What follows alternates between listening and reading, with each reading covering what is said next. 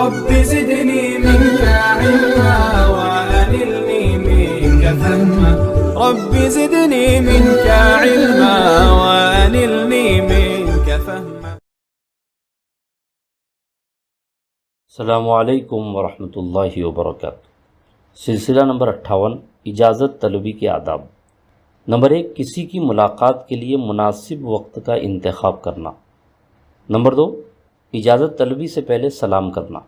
اللہ کے نبی صلی اللہ علیہ وسلم کے پاس کوئی شخص اچھے طریقے سے اجازت طلب نہ کرتا تو اپنی خادمہ سے فرماتے اس کے پاس جا کہ وہ اچھے طریقے سے اجازت طلب نہیں کر رہا ہے تو اسے کہہ کہ وہ اس طرح کہے السلام علیکم کیا میں داخل ہو سکتا ہوں.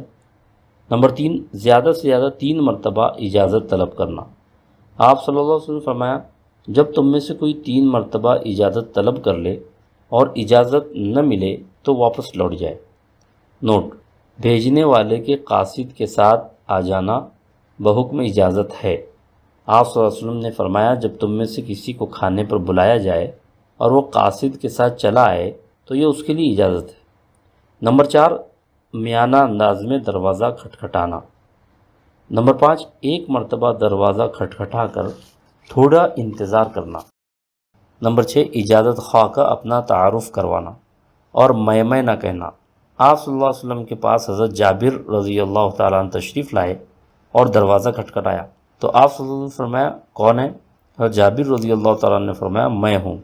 تو آپ صلی اللہ علیہ وسلم نے ناپسندیدگی کا اظہار کرتے ہوئے فرمایا میں. نمبر 7 دروازے کے سوراخ سے نہ جھانکنا. حضرت سہل بن سعد رضی اللہ تعالیٰ عنہ فرماتے ہیں ایک شخص نے آپ صلی اللہ علیہ وسلم کے حجرہ مبارک میں سوراخ سے جھانکا. اس وقت آپ صلی اللہ علیہ وسلم کے بعد ایک لکڑی تھی جس کے ذریعے آپ صلی اللہ علیہ وسلم اپنا سر مبارک کھجلاتے تھے. تو آپ صلی اللہ علیہ وسلم نے فرمایا اگر مجھے معلوم ہو جاتا کہ تو جھانک رہا ہے تو میں یہ لکڑی تیری آنکھ میں گھونپ دیتا. اجازت طلبی تو نگاہوں کی حفاظت کے لیے ہی متعین کی گئی. نمبر 8 اپنے گھر میں داخل ہونے سے پہلے صراحتاً یا دلالتاً اطلاع کرنا.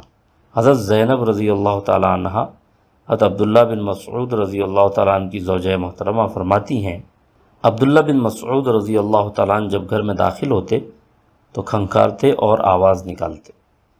نمبر 9 دروازے کے بالکل سامنے کھڑا نہ رہنا.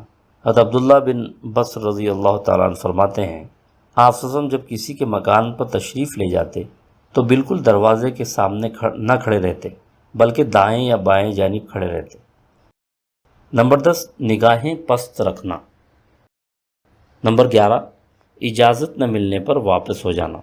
اللہ سبحانہ و تعالیٰ کا ارشاد ہے اور اگر تم سے کہا جائے کہ واپس چلے جاؤ تو واپس چلے جاؤ یہی تمہارے دلوں کے لیے پاکیزہ ترین طریقہ ہے.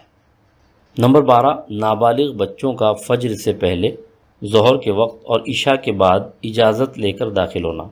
بقیہ اوقات میں یہ بلا اجازت داخل ہو سکتے ہیں. اللہ سبحانہ و تعالیٰ کے ارشاد ہے اے ایمان والو جو غلام لونڈیاں تمہاری ملکیت میں ہیں اور تم میں سے جو بچے ابھی بلوغ تک نہیں پہنچے ان کو چاہیے کہ وہ 3 اوقات میں تمہارے پاس آنے کے لیے تم سے اجازت لیا کریں. نماز فجر سے پہلے اور جب تم دوپہر کے وقت اپنے کپڑے اتار کر رکھا کرتے ہو اور نماز عشاء کے بعد.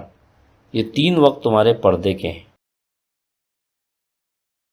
اللہ تعالی ہم سب کو عمل کی توفیق عطا فرمائے. آمین. جزاک اللہ خیرا.